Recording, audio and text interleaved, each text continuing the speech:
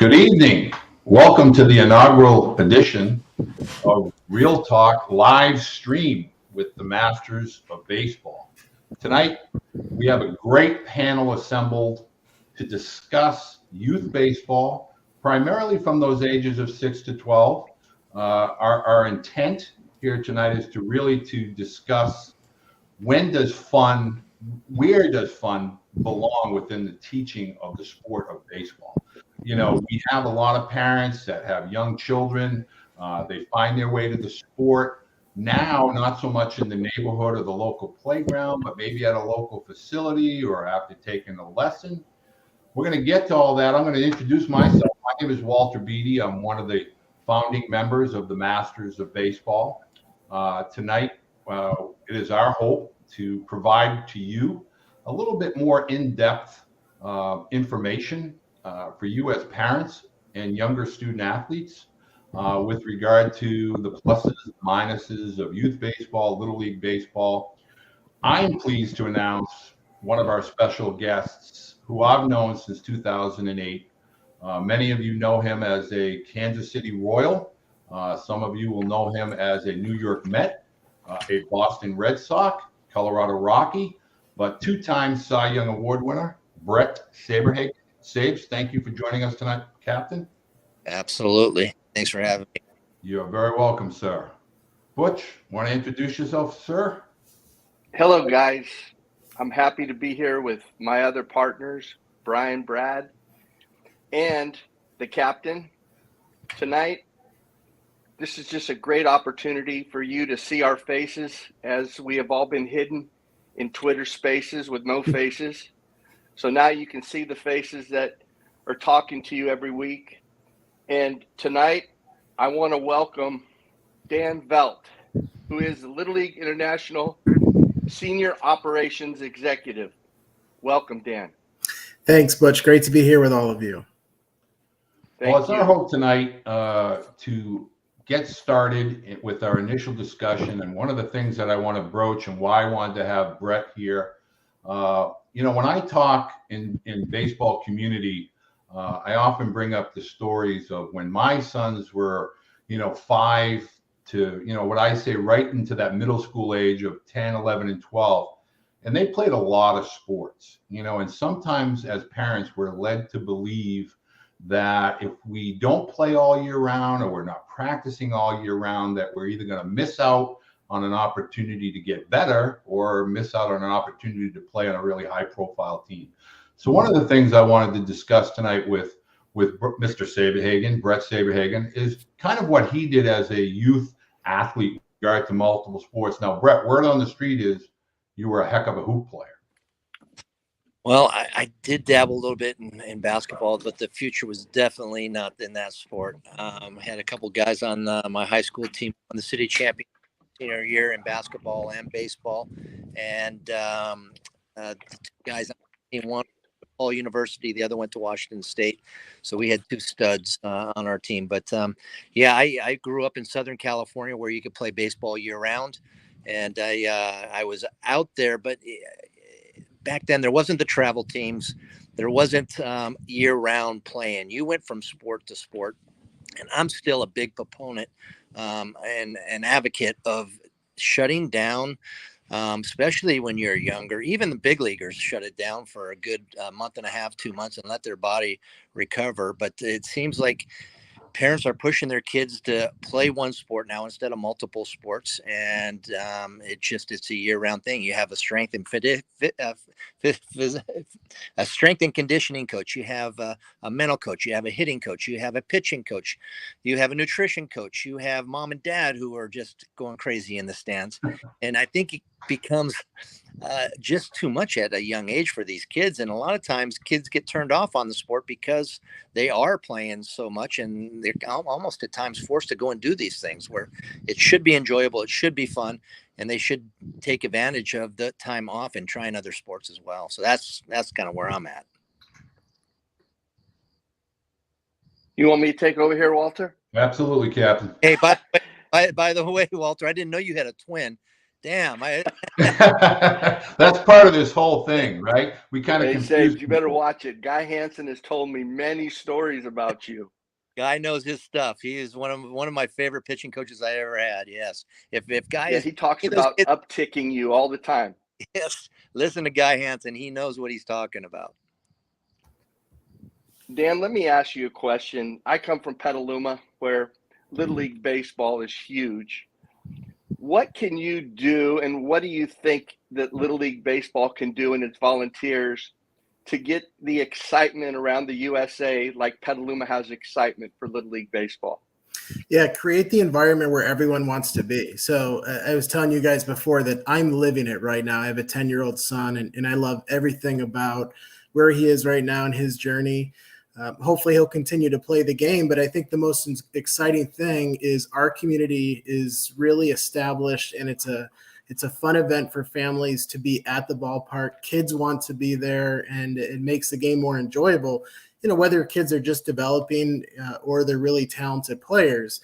And 12 and under, you have that great mix of some kids that are just really advanced for their age, and then other kids that are still developing, but they all go to school together. They're all friends. It's a community-based program. So if local leagues can establish an environment where families feel comfortable being there, kids want to be there, then that's ultimately going to make them successful. And I'll give you one quick example. We have a league in Texas who I think is probably the gold standard of Little League programs. They set the price in their concession stand. Everything's $1, everything, because they want families to come there for dinner every night, whether the kids are playing or not. And again, it just creates that environment where everyone wants to be there. So one of the dynamics, Dan, that I wanted to kind of ask you about is, when my children were little and we started the T-ball, as a dad, Brett will tell you, I was a helicopter dad. I'm not afraid to admit that. But the thing is that I always wanted my sons and encourage my sons to use the T. And I feel that there are, in some cases, families or younger athletes are kind of shamed, for lack of a better term, for not using the tee. They want to encourage, well, my son can hit live pitching, or my son can hit a ball. He doesn't need it on a tee. But how do we, as advocates of youth baseball at those younger ages, get parents to understand it's okay to use a tee? Major leaguers use a tee. Using a tee speeds up the game, creates contact, fielders are involved, the balls are getting thrown all, around the infield. It actually helps educate. How can that message be sent clearer to parents and younger student athletes? Yeah, I think you just nailed it, Walter. So ultimately, our research shows us that parents who have kids that are ages 4 through 6, from any activity, they want to see them run around, get tired, get sweaty, and come home and want to take a nap. And if that happens, then they see the value in that investment and the value in that activity. And that happens somewhat organically in soccer and basketball and other sports because you're just rolling the ball out there and kids are running around. It doesn't always happen that way in baseball and softball. And so we've established a T-ball curriculum that really is designed for fun, fitness, and fundamentals, keeping the kids moving. And ultimately, when we can just develop more action, more fast-paced play, that's what's going to keep the kids coming back. So, Walter, I think the idea of professionals like yourself and Brett talking about the importance of keeping the game moving and really showing parents that it's not going to slow down the baseball and softball development of these players at this age. They're just too young. Let's keep them through the age of 12. Let's develop a passion for the game. And then we can start to focus on later on some more advanced techniques. But at the younger divisions, we have to keep the game moving as fast as we possibly can. Brett, let me ask you this question about guys that do have more ability and are on Little League teams, and they're trying to adjust and adapt to kids that might not have as much ability. Do you think it's good for them, for their development and their humbleness, to play with kids that aren't so good as they are and maybe help them learn how to be a leader of all kids? Well, again, yeah, I think it comes from somebody else passing that down, whether it be an older brother, somebody that might be actually older than you. me growing up, I had one of my best friends growing up, Tony Guerrero. He was a year older in grade in age, but 2 years in grade. So when I would go to hang out with him, if I wasn't competing with the older kids, I wasn't going to be on the, playing football out on the street. I wasn't going to be playing over the line. I wasn't going to be able to do any of that stuff with them if I wasn't competing with them. So that actually gave me the ability. I always tell parents, don't hold your kid back. Make them play up, make them play, make them try to get better, because when you have better players around you, they're going to make you better, or you're just not going to, develop and become whatever you want to be. But I really believe it comes down to hard work first and foremost. I'll tell a quick story. Was in Little League. I was probably the best kid myself, Larry Beinfest, who played at Chatsworth High School. I was at Cleveland High School, but we were the best 2 kids on that team at 8 years old. I went to a different league that next year. My mom kept saying, hey, pick up the ball, throw the ball, if you want to be good, you got to practice at it. Mom, you saw me last year. I was great and don't need to do any of that stuff. So needless to say, I go to the new league. I have to go through tryouts. Not one person knows me. I was drafted last on that team because when the ball was hit to me at shortstop, by the time I knocked it down up and threw it to first base, it was all over the place. I had 10 swings. I think I fouled off 1 pitch out of 10 swings. Needless to say, those skills came back as I practiced and worked, but I went home crying that day and I was in tears. And my mom said, hey, listen, I told you, if you want to be successful at anything you do, not just baseball, you have to work at it. You have to give it effort. You have to continue to hone whatever that skill is, the game, work, whatever it is. If you want to be great at something, if you want to be successful at something, you need to work at it. So I learned at an early age but yes, I think it's great to have kids mentoring these younger kids and teaching them and kind of putting their arm around them and saying, hey, don't worry about that. Let's work on this. Let's go to there, and vice versa. Sometimes, these, even if you're not saying it, you're around older kids, you're going to see what they're doing. And I'll give you one other story. Bud Black, who is the manager of the Colorado Rockies, when I came up to the big leagues in 1984, I followed him around like a puppy dog. He was like my mentor, and he didn't know it probably, but I watched everything he did, how he, went about in between starts. So you can learn by watching and being around these guys that have been there, done it, so to speak. I think that's absolutely fantastic because, Dan, I think a lot of parents are sold on this. They think it's a baseball model with regard to the year by year incremental step ups in the game. But in reality, if I go back as far as I can remember with Little League and Babe Ruth and American Legion, there was also always a 3-year kind of coverage. In Little League, it was 10, 11, and 12. Babe Ruth was 13 through 15. Legion was like 16 through 18. Can you speak? I think children learn not only from their coaches, but the peers that are around them. And so I know as a 10-year-old, I used to look up to these 12-year-olds like they were major leaguers. Can you talk to that a little bit about how we can get parents to understand the baseball model at the higher levels, i.e. high school and college? We're mixing a bunch of ages in there, and that's what Little League does provide, correct? Yeah, without a doubt. So Little League actually runs ages 4 through 16. And so starting at the younger divisions of play where you have your traditional T-ball and then your coach pitch divisions. But one of the challenges, Walter, is kids are so drastically different at the age of 10 through 12. So you could have a 12-year-old that's over 6 foot tall, and you could also have a 12-year-old that's 4'8" and really small for his or her age. And so that's one of the crazy dynamics of that age is sometimes you just have some bigger kids that mature differently. But at the end of the day, what we found is our research shows that kids like to play with their classmates. So whether they're one of the better players or still developing, being able to go to school the next day and say that our team beat your team and just have that camaraderie at school is incredibly important for their development as young kids coming up through the program. And so that's why we give our local leagues a lot of flexibility when it comes to the age structure. And so a traditional Little League program, what you'll see 4 through 6 T-ball and a little bit of overlap, 6 through 8 coach pitch. And then you'll see 8 through 10 minor player pitch, 10 through 12 major player pitch. And what you can see there is we start to have that overlap of age. So as Brett was saying, some of the kids that need to be challenged a little bit more, they can play up a division and then work through, and that works its way all the way up through our senior division at the age of 16.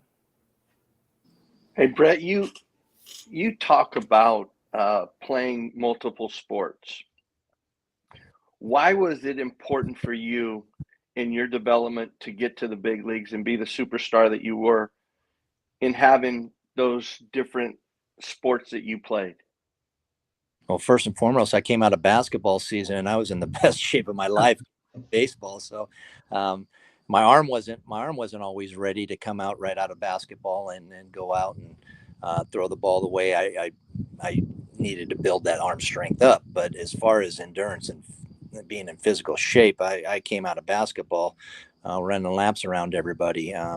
You also you develop other muscles. You develop other skill sets, fast twitch muscles. It's a thing where in baseball it's great. I know I would always come in to spring training and I thought I was in the best shape, but once you get going and moving and doing all these things and covering first base and backing up bags and doing all these things, your body is a little sore, especially the older you get. But I really believe that it's a skill thing, that it's hand-eye coordination with baseball. It's you just develop so many other different skill patterns, especially at a young age. I think it's great for these kids to kind of develop their bodies and have different skill sets rather than baseball.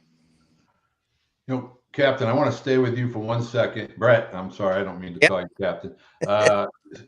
At what age do you remember thinking about being a high school varsity athlete and then conversely a college athlete? I mean, was that something that you were thinking about prior to the age of 13? Well, when I was young, there was 3 things that I wanted to be. One was a baseball player, one was a firefighter, and one was a sanitation worker. I loved, when I was younger, trash guys around. Back in the day, they'd throw those cans in the back and they'd come smash it down. I'd follow them for blocks. So I always said if baseball didn't work out, I wanted to be a firefighter. And yeah, at an early age, I mean, I think you go, oh, wow, that would be great to, be in a big league uniform and play in a big league on a big league team. But the probability is it's against you. There's the odds are extremely against you. So, once I got to high school, I didn't even think about college at the time or professional. It was like I really enjoyed the game still in high school. My first year, I was pretty damn good in high school, hitting and pitching. And scouts came out that next year to see me, and they continued to come out. So it was like, okay, well, maybe I've got a chance to go play pro ball or go to college. I wasn't the greatest academic student around, and I would have gone to University of Southern Cal if I would have gone to school. But I ended up deciding to go and play pro ball. I figured if I needed to, I could always go back and get my education if that didn't work out, or possibly be a firefighter and do both of those, get the education and be a firefighter. But I always gave myself, okay, 4 years. If I can be in the minor leagues for 4 years, and if I get close, I'm going to stay with it. But if I don't get to the big league level at 4 years and I'm not even close, I was going to shut it down. Then once I got to the big league, my goal was get 4 years and work hard, stay in the big leagues for 4 years, and it just worked out a little bit better than that. So, but yeah, at an early age, I was always wanting to go to the next level, but I didn't have. And again, I think it might be a dream of all these kids to play in the professional level. But nowadays, I had kids when I was coaching in high school after I retired at Calabasas High School, and these kids thought they were going to Division I schools and going on to play pro ball. And I'd look at them and go, yeah, it's not there. I like the, if you want, and there, a couple of the kids would go, can you write me a letter of recommendation to, this school, that school? And I said, I will write any recommendation for any kid to any school they want, but I'm going to be 100% honest with these coaches, because it's my reputation as well as telling them how good these kids are. So be sure that you have the right school that you are fitted for before you ask me to write a letter of recommendation. But it's just as a kid, I think your goals should be, hey, let's work at that next level, and then let's get to that level, and then let's go on to the next level, and so on and so forth. That was kind of the way I thought about things. Awesome. Dan, you're responsible for 80 countries and overseeing all these volunteers throughout the USA. If you, just to say, thousands of them are watching tonight, and you could give them some information and advice about what Little League Baseball is about, and what would be your message to them right now? Yeah, I'll steal one from our president and CEO, Steve Keener. He always tells the coaches at our World Series to think about how you want to be remembered. So do you want to be remembered as the guy who was on TV that was completely overzealous and was so concerned about winning that didn't take in the importance of the event and how you're shaping young kids? And so he always gives that speech to our volunteers. And I think it's impactful every single time I hear that, and try to reinforce that to everyone, regardless of where we are in the world, whether we're in Japan or somewhere in the United States, just talking about how impressionable kids are ages 12 and under, and they're not professionals yet. And you're really developing them and trying to focus on developing the next generation of baseball and softball enthusiasts, and hopefully the next generation of volunteers as well. So think about how you want to be remembered, and those kids are going to come back, and if they have a positive experience, they're going to remember that coach for the rest of their life. And that's something that we really try to emphasize to our volunteers. Dan, I want to follow up on that briefly if I can, because I think it's important for parents to hear from Little League.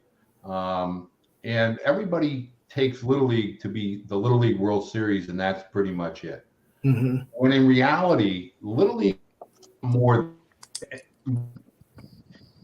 actions with family, first and foremost, friends. If we think about the interaction during the course of a school day and the excitement leading up into a game when you're going to be competing against your buddy from either the same school or a different school, but in the same geographical area. Can you just talk a little bit about, the community dynamic of youth baseball and all that encompasses, as opposed to having to get into a car and drive 5 hours and play 4 games in 2 days? And it sometimes can be a little bit too much, but whereas Little League, we're really kind of just within our community bubble, for lack of a better term. Yeah, there's a fair amount of personal bias here, but I think there's something special about that community aspect. And we all know that the definition of community has changed over the years, where now it's much more social. And so parents like to pick the kids' teams based on their relationships off the field. And so if I'm going to go somewhere for a week, and I'd rather be surrounded with adults who I get along with, as opposed to just that community-based program. And so I told you I'm in it and I'm living it. And I loved the other day that I picked my son up from school, and it was kind of a rainy day and we had a game. First thing he asked me is our game canceled? And when I told him it was on, he was so excited. And to go there and to see all those kids and all the families at the park, I mean, that's what we're striving for, is that community-based program. And so even though the definition of community has changed, I can tell you, Walter, we're a little bit more flexible and innovative in how we're doing some things, but really still trying to emphasize the importance of community-based programming, because the majority of the kids in our program, they're not going to play in the World Series. They're not tournament quality players, and they're developing their skills. And so the program is much more than that competitive aspect that we have to focus on. And so that's what we really try to emphasize to our leagues, that it's a program for everyone, and you're shaping the next generation of baseball and softball players. Hey, Brett, let me ask you a question. We've talked to so many people over the last 8 months, and a big word is selfless and team player. You obviously were one of those type of guys. What do those type of people carry? What is selfless and a good teammate? Well, first off, I think people have to understand that you're playing a team sport, and one player is not going to win a championship for you. A good example of that is George Brett, Hall of Famer, one of the best players that was ever around, and he only has 1 World Series. Honestly, that 1985 World Series team, we had guys that actually loved each other and hung out together and did things together on off days. During the off season, we'd have like 16 guys go on a golf trip together. just a solid bunch of guys and united and pulled for one another. And I think the best way to kind of explain that one was where, if I would go out and pitch a great game, Gooby would go, he would come out and he'd be as excited for me as I would be excited for helping out the team. But then he would want to go out and step on the mound and do the same thing, or maybe do a little bit better. And then Danny Jackson would come out and go, great job, okay, I got him tomorrow, and try to outdo what he just did. So we just kind of fed off of each other. But I think kids have to understand that this is not golf, it's not tennis, it's a team sport. And regardless of one player, how good they might be, you need to have and again, I think Little League is probably 12 guys on a team. You need to have all those guys. Our softball team is, in Little League, you need to have all those players really come together and play the game with that togetherness. And sometimes there's, one or two players that are a lot better, but you need to have that whole entire team quality and kind of keep that in the back of your mind that, and sometimes kids don't see that. But it's very important to be that team player. So Dan, Walter, I want to I miss Walter. Yeah. I miss the emojis right now. Yeah, so do I. That's why I was like this. First of all, I just saw a great picture. I mean, Brett knows, huge George Brett fan. I actually met him one time with Wade Boggs at Fenway Random. It was my first game at Fenway. Anyway, long story, I saw Frank White with George Brett. It was on Twitter this weekend, and it was a phenomenal photo. I talk about two iconic Kansas City Royal players. I know both of you kind of, I don't know to what degree, but this past weekend we saw an incident, a young travel ball game. It could have been a Little League game where an umpire was pushed. I think it was a 10-year-old game. Do either one of you have any feelings towards this, I don't know, vile energy that comes from the stands and all the, with regard to the umpires or younger players, or is there a way that we can handle this as parents? We don't get any of these volunteers wanting to be a part of the umpiring, when they see those types of videos going around. Is that something, Dan, maybe you're addressing at the Little League level with regard to the volunteer umpires or the umpire in general?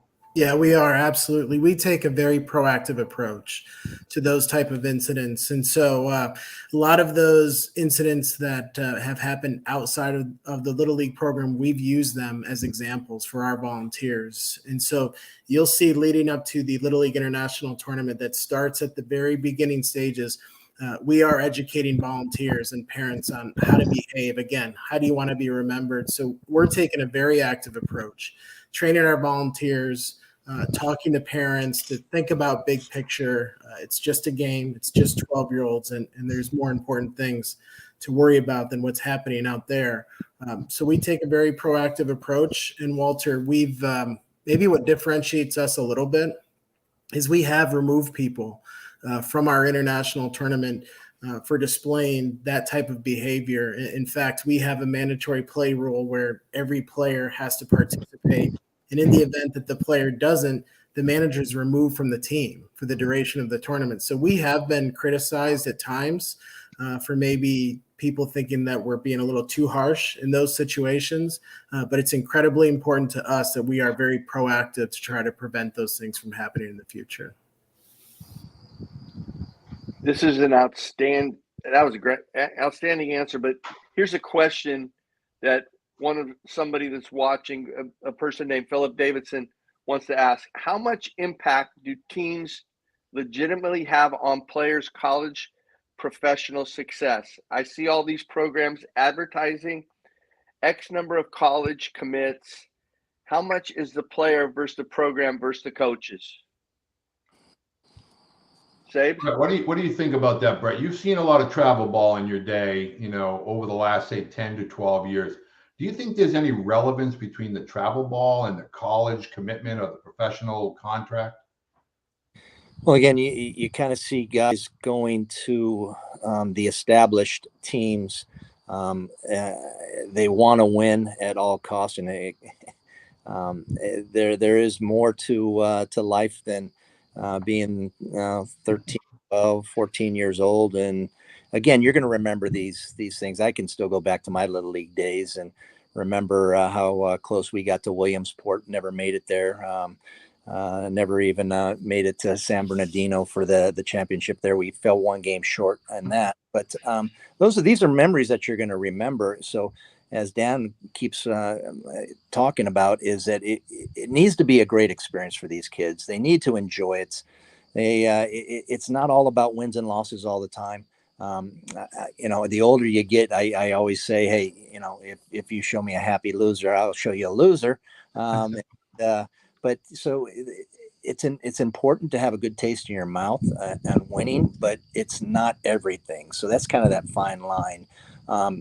That I think a lot of these programs, what I really kind of, I just talked to the Kansas City minor league pitching staff during spring training just recently. And one of the things that I kind of reiterate to these kids, especially the pitchers, is that you are in charge of your game.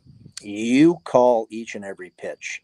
The problem with baseball now is you're in high school, you're in little league, you're in college, and all these coaches are calling every signal for these pitchers. So the pitchers really don't know how to pitch at times when they get to that next level. It's like, okay, the professional level, they're just following whatever the catcher puts down. So I always tell them you've got to learn how to set up hitters, how to pitch inside, if you want the outside part of the plate, you got to learn to pitch inside. There's so much that goes into pitching rather than just sitting on the mound and going, yep, I'll throw that. But I really believe that at each level, it's a great learning experience, and it's something that, like I said, I always look back on each level that I've always been at with fond memories. And back then it was, yeah, you wanted to win, but at the end of the day, it wasn't the end of the world. When you get to the professional level and you're getting paid, well, you better get your stuff together, because if you're not doing it, you're not going to be in it very long. Hey, Dan, can I ask you a question? I was lucky enough to be a scout for like 25 years, and I didn't start seeing players till they were about 15, 16 years old. How can we do a better job in our community of convincing these kids that have parents 9 to 12 that nobody's watching your kid right now? It's about fun. It's about learning team. It's about learning and developing in the game. How can all of us do a better job, in your opinion, along with Little League Baseball, to help promote that?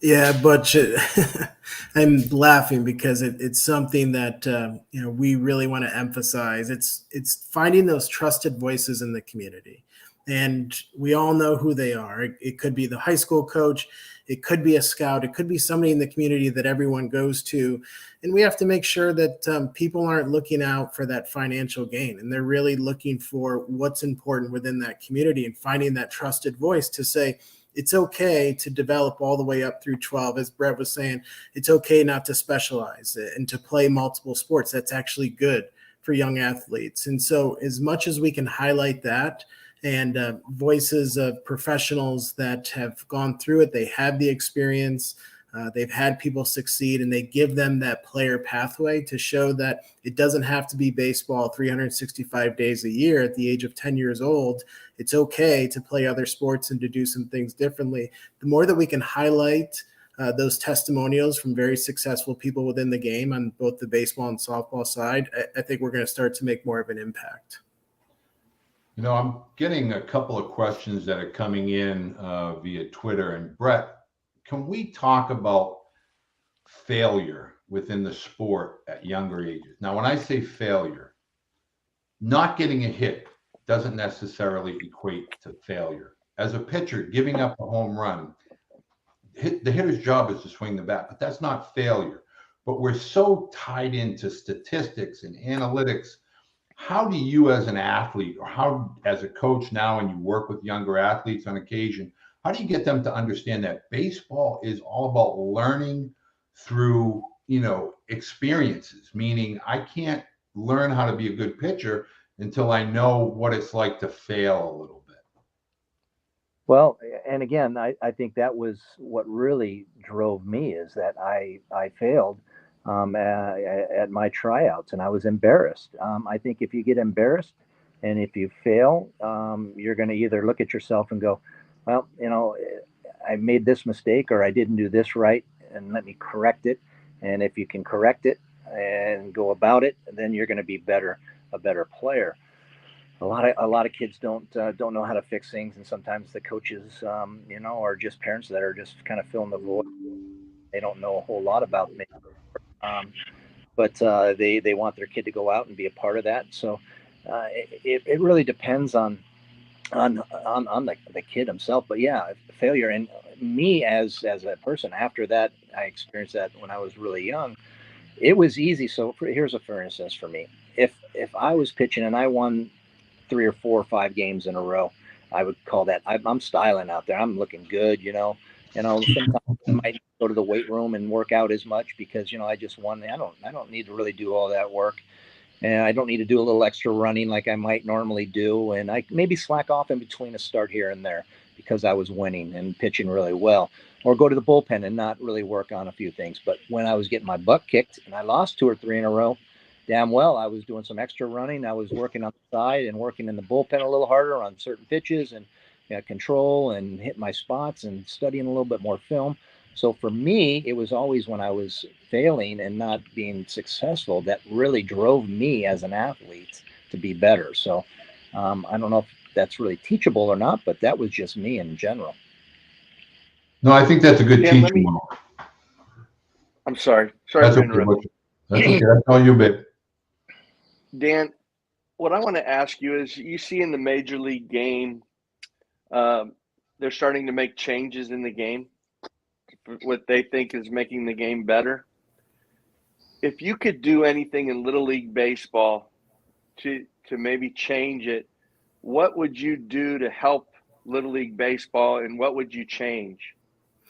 Yeah, increase the action. So decrease the lulls in activity. And we have a very innovative senior leadership team. And in fact, a couple of years ago, we actually tested some rule changes and some rule modifications. And so for the baseball purists out there, they're probably going to hate this, but it was a great exercise for us. So we did a couple of things. The first thing we tested was every batter comes up with a 1-1 count. Second thing we tested was every inning starts with a runner on first and second. And it's probably one of my favorite projects that I had an opportunity to lead at Little League.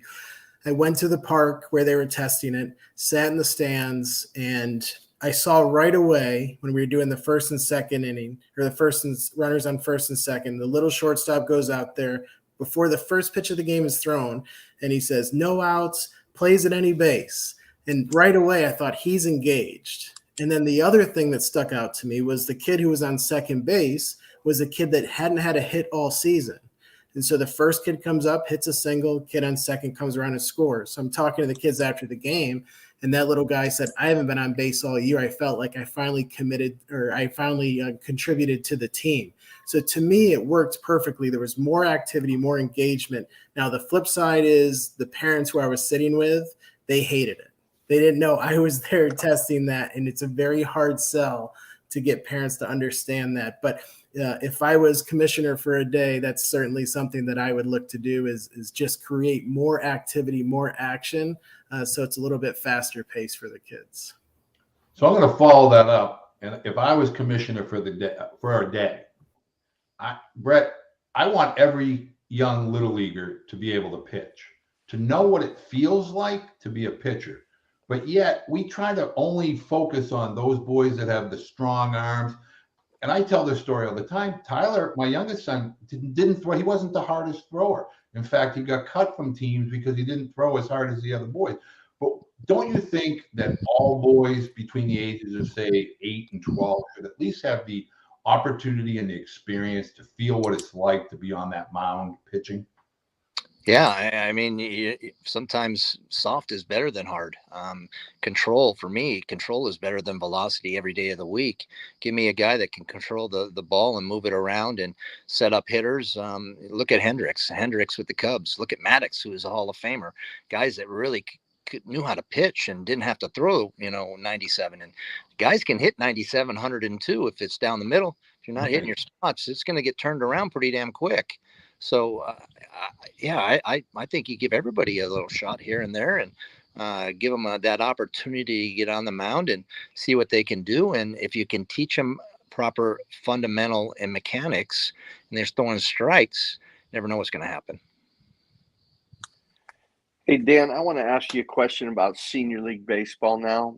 We've talked, about the 8 to 12 range, and that's when you start to see the separation. The kids start moving to youth baseball and they leave little league baseball. Where do you think you guys can do a better job so that you keep more of those all-star type kids instead of parents, dads taking your all-star teams and making them their own youth teams?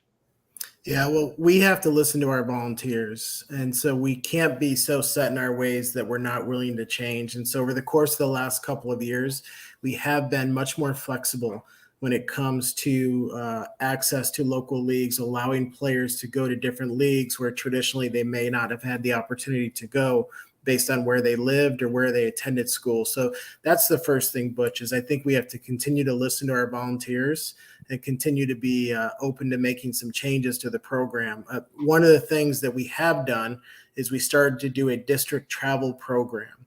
And that is designed to allow kids within their community. You have to play in your community-based program, but those kids that are the studs at the age of 12 that want a little bit more competitive play, on Sundays or maybe on Saturdays, all the best kids from within the area, they get together and they play more competitive baseball. So it just supplements their in-house program and their community-based program, which they have to be part of in order to be eligible for the district travel program. So Brett, question on the table from a parent is, did you ever take pitching lessons, and when did you become a pitcher only? Well, I never had pitching lessons. I had very good coaches at the little league level when I got into baseball that really taught me good, proper fundamentals. And it went from there.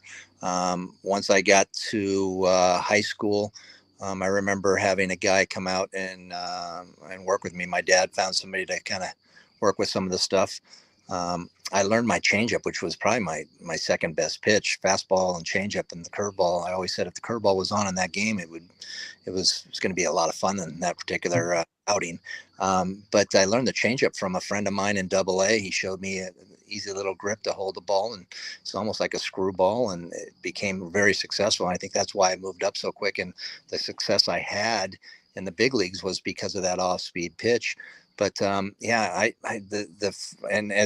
as I think Butch mentioned, Guy Hansen, he was around watching me. He was a scout at the time with the Royals, and he was the one that actually ended up signing me. So he actually drafted me as a shortstop because I had some arm problems my senior year. And like I was talking about, I came out of basketball trying to impress the scouts and my arm wasn't ready for it. Had a little tendonitis in my shoulder. And by the time I got back up on the mound, I wasn't throwing the ball with the velocity that I had. I ended up going to postseason in my senior year, and I pitched in 3 out of the 4 games. Won all 3 games and pitched a no-hitter at Dodger Stadium. So that was after the draft with the Royals. So once they saw my arm was back, they said, we're going to use you as a pitcher, not as a shortstop. But they said, if the pitching thing doesn't work out, we'll always give you a chance to get back and be a shortstop. And so, yeah, I never played a day at shortstop after high school. And the pitching thing, I guess, worked out all right. I think so. Hey, Brett, can I ask you a question? It's not every day that you get to sit and talk with a 2-time Cy Young Award winner, looking you in the face. You got all these kids listening to you, these families that want your advice because you competed and won at the highest level. What would you tell kids the 3 most important things to do in order to be a successful player and person? Well, respect the game first and foremost. You always have to respect the game, respect your teammates, respect the opposing team that you're playing against, the umpires as well. That's huge. You really have to enjoy it and have fun, because if you're not having fun and not enjoying it, then why are you doing it? And let's see, is that 2 or 3? You're on 2. You're rolling. You're on a roll. I got one more. You get one more. I get one more, huh?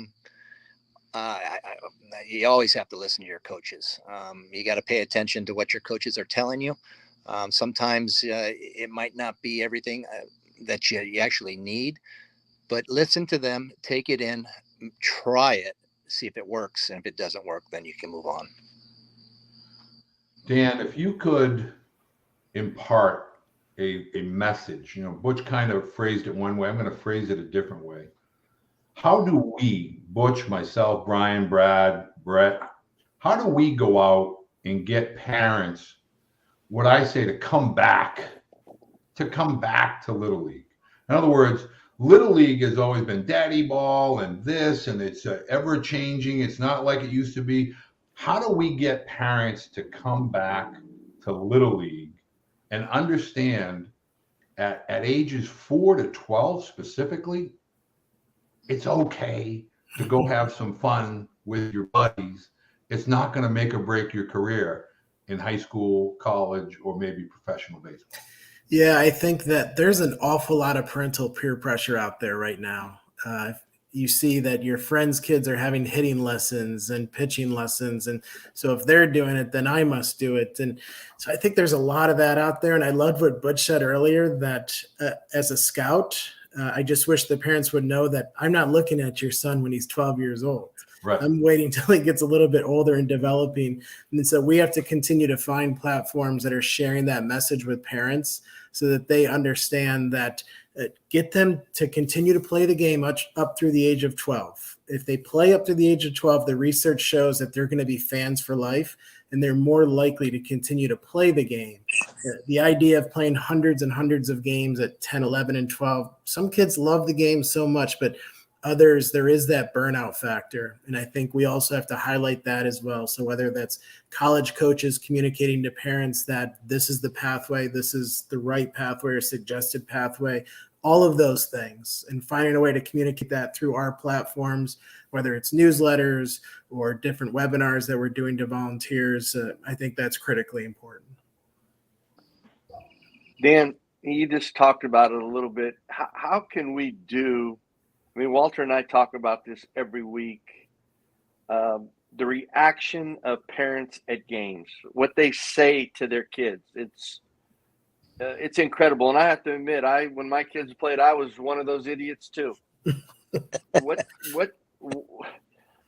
can Little League Baseball do to educate parents better so that they can come to the freaking game and enjoy it and watch their son play and just enjoy their kid instead of worrying about, like what you're saying, what the Joneses and the Smiths are doing? What can Little League Baseball do to improve that entire situation? Yeah, I don't know that I have the answer. Just thinking back to my own experience. So the other night, my son Cooper's playing, and he's 10 years old, and he struck out his first 2 times up, which is fine with me. And his next time up, he gets a hit. And admittedly, I felt better, obviously, when I'm standing on first base when he gets that hit. And he comes to first, and he looks up at me, and he says, "Finally." And I said, "You just need to relax a little bit." And I'm thinking, if he sees me being tense as his dad watching him play, he's got to be incredibly tense out there. So we're very fortunate to have partners like the PCA, Positive Coaching Alliance, that really provide some excellent material for our volunteers. And so we do a lot with them that provides that information for parents, that parents can go and self-educate on what they should be focusing on at the games. And I do it myself. I use their material because that really struck me the other night when he came up and he looked at me and he just, that big sigh of relief, that finally, and I'm like, it's all right, buddy. You're okay. Let's relax. Yeah. So I knew that I had to set that good example for him. I have to tell you that we have a bunch of people that are listening tonight that are huge advocates of youth baseball, Little League Baseball. For instance, Phil Davidson, who sent us in a message tonight, Douglas Bates, these are former Division I college athletes who now are giving back to Little League down in Florida and in Rhode Island. And Brett, on that note, do you feel that MLB, Major League Baseball, whether it's the players or the teams themselves, can they do anything to kind of give back or to reinfuse energy with regard to Little League Baseball or the passion of youth baseball at the Little League level? Well, I think you actually see it in Major League Baseball now, especially when the Little League World Series is going on back in Williamsport, that you have two teams that come out there and they actually play a game, and the Little Leaguers and then the big leaguers are sitting in the stands talking to these kids, and the passion that so many of us have had playing Little League, and still talking about Little League, and the times and the excitement that we had going back to that. So I think Major League Baseball is doing a really good job. And if you're not watching Major League Baseball, then you're probably missing the boat on a lot of the things, because that's kind of what you got to look at and see how they're going about their game and they're playing. And sometimes it's not the right way, but for the most part, it's pretty damn good. But I think really Major League Baseball is doing an incredible job, and I enjoy watching that game as much as any other game during the regular season when they go back to Williamsport. And of course, I always have the Little League World Series watching all of those games as well. So I think Major League Baseball is doing a pretty good job. Dan, how is Little League Baseball going to change in the next 5 to 10 years? Well, like I said, I think we have to continue to be open to change and be innovative. And so a lot of our focus, Butch, is going to be on the younger divisions of play. We've talked a lot about that. We've talked to people like Walter who have tremendous programs for kids at the early entry point to the game of baseball and softball. So right now, as I sit here today, I would have to say that we're going to focus more on the younger divisions. We're going to try to make it a better experience for kids and try to educate our volunteers on how to make that experience better so that we can continue to keep kids and families engaged in the program. Right now, there's not as many parents that grew up playing the game of baseball and softball as there was when I first started. And so they're looking for a reason for their kids to move on to another sport. And we have to find a reason for those kids to continue to come back and play. And as Brett said, we have a tremendous relationship with Major League Baseball that allows us to highlight that game and for kids to connect with those ball players. And that's something that we have to lean on, those partnerships, to continue to make sure that we're making the game exciting for them. Dan, I want to piggyback on that. And when I'm out, when Butch and I are talking, and I'll go out during my day and I'll interact with a family and a few young student athletes. When I ask a younger player, what's your favorite team or who's your favorite player, sometimes I'll get a shoulder shrug and I don't know. To me, it's a little bit alarming because on one hand we're trying to speed up the game, at the higher levels, and at the lower levels we're not really getting younger student athletes to engage with regard to watching the sport. Everybody wants to say it's so boring.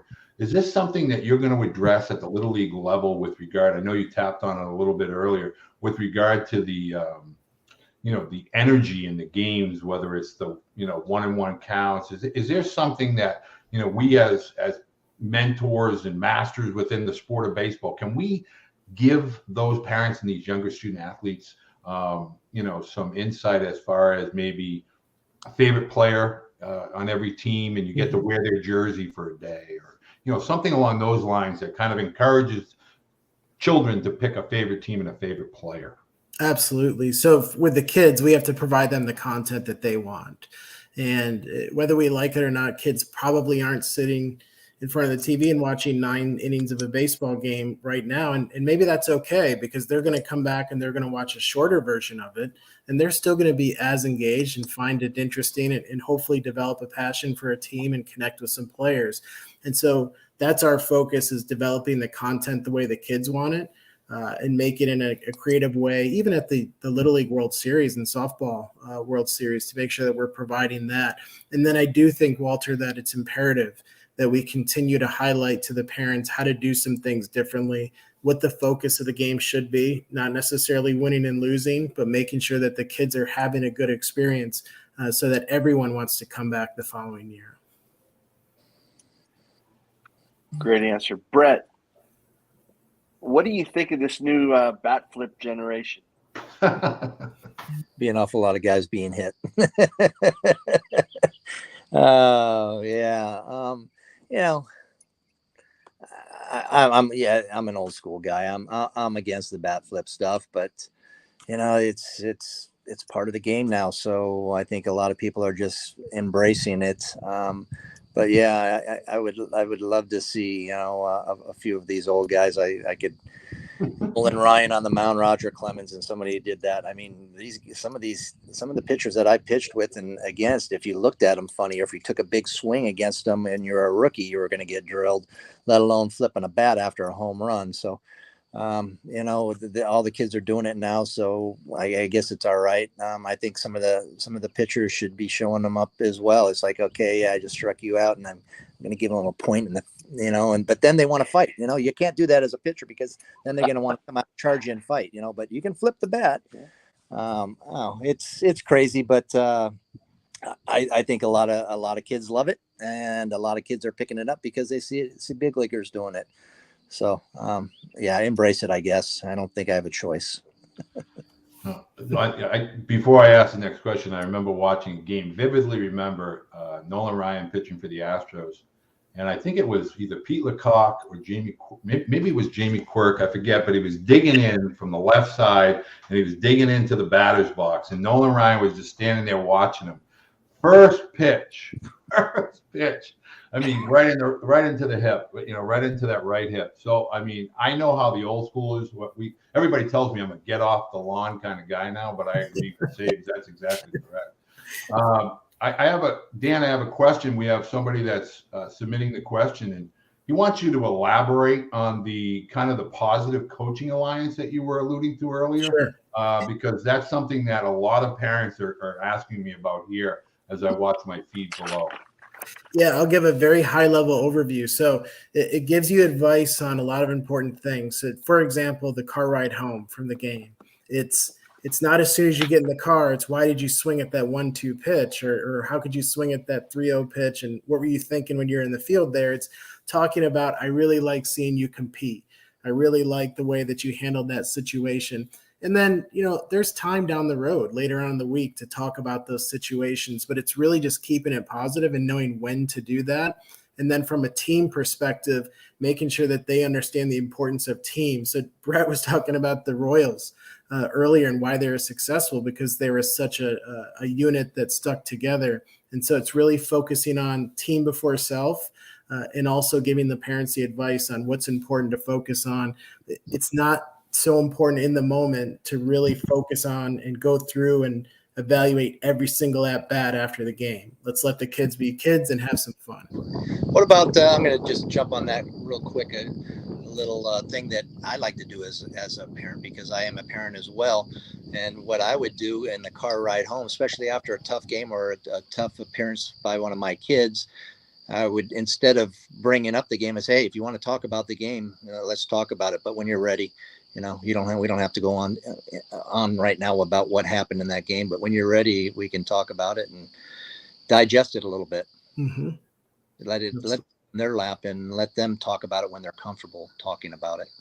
So both your boys played, right, Brett? Yeah. One went to Pepperdine University, got drafted by the A's out of high school in the 38th round. I know that he wasn't really ready to go then. Went on, played Pepperdine, and went to Western Carolina University, transferred out there. And then the other one, both lefties, both little crafty left-handers. Dalton, so Drew was the older. Dalton went on to Tennessee, played there. Got some innings in there and really enjoyed it. He still has those Tennessee ties, which are great. And their team is just tearing it up this year. They're fun to watch. You get a chance to watch some Tennessee ball baseball. They're doing it finally. They've got some guys that can pitch and swing the bat. So they both had the college experience and never went on to play pro ball, but really enjoyed it, and they still love it. They're big sports fans. It doesn't matter. They're probably watching Tiddlywinks or Cornhole on TV or on ESPN.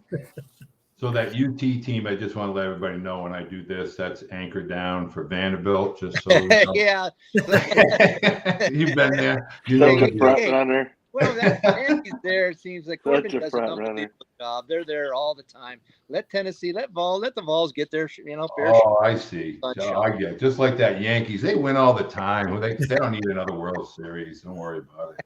Red Sox. Well, Hey, Brett. I think personally, go. No, what are you going to say? You're on the West Coast. Dan and I are representing the East Coast. I wanted to say to him that it's been a pleasure listening to him. Absolutely. And like I've heard so many stories from Guy Hansen about you. I love when Guy talks about upticking your delivery and, getting more speed in it and help you become a better pitcher. And he talks about Gubazah. And I mean, those are just great stories of, superstar players. But let me ask you this last question for myself. Walter might have more. And I ask it of everybody that comes on my Sunday clinics. If you could give the people that are listening on this show tonight any bit of advice about the youth baseball environment in the process of youth baseball, what is the advice you'd give these families and kids? I think we've touched on, there's so many different things, but really support your child, whether it be, they're playing softball or baseball. Support your child and be there for them. And again, it's not the end of the world, whatever happens out on that field on any given day. And if they want to talk about it, then let them talk about it, but don't force it down their throat, and don't turn them off on the game. I think you get a lot of parents that are so over the top on the kids being successful, that the kids just don't know how to handle it. So I think being a parent and not being a coach from the stands. Well, Dan, you and I are Fantastic. outnumbered Thank by you. the four guys with the first name of B. We got Brett, we got Butch, we got Brian, we got Brad, Walter, Dan. So I want to make sure I say thank you to the four Bs because I really believe, unless I'm missing something, Brad and Brian, this went off tremendously well, at least in my opinion. It's our inaugural show, I guess, inaugural stream. I can't think of two better people to start this particular segment of the Masters of Baseball off with. So Brett Saberhagen, thank you, Captain. I know you went out of your way on the West Coast, and keep those Easter egg videos coming, because I was noticing I don't know what you had those in, but the end result with all the eggs was spectacular. So I know your wife is very involved. You guys are involved in big charitable events. Is there any particular charity that you want to kind of bring to some awareness to when people find their way to this? Saves Wings. Yeah. We, Candace, my wife, has gone through breast cancer, 3 different diagnoses, and we saw firsthand on how much it cost for non-traditional medication. And so we are, what we do is we give back to families that can't afford their medical. We have an event in Paso Robles. We live out in the West Coast, September 18th and 19th. You can always make donations at saveswings.org. But we're helping those families that it's already tough enough when you go through cancer, but when the families have to make a decision on whether they're paying their medical bills or paying their household bills, nobody should have to do that. So we come in and help them out and take care of all their bills and get them out of financial debts. So we're giving Toby Keith a Lifetime Achievement Award this year at our event, September 18th. Wow. Here, and he's big into giving back, not only his corral in Oklahoma, but also with the troops. His dad was in the military and going back and doing stuff for the USO, and so we're honored to have him a part of this year's event. But that's what we're doing. We spend a lot of time, just about 5 days a week, at least, sometimes more. But September 18th and 19th, check out saveswings.org, please. We put that link at the bottom for you there, Captain. I don't know if you see it on there, but that's going to be something that'll be streamed not only tonight, but as people find their way back to tonight. And Saves Wings, I know it's a part of your heart. I see you involved with it on a daily basis. So I wanted to make sure that we were able to get that message out there for you as well. You're welcome, Cap. Dan, thank you so much. I hope Steve is recovering. I hope the surgery went well. You know that all of us here at Masters of Baseball are tremendous Little League advocates. We hope the Little Sluggers program can find their way to you. And anything that we can do at any time on behalf of, awareness or engagement with regard to Little League Baseball. Butch, I know you feel the same way. We do. Please ask us. We're happy to join forces. I want to say thank you particularly to Brad and Brian.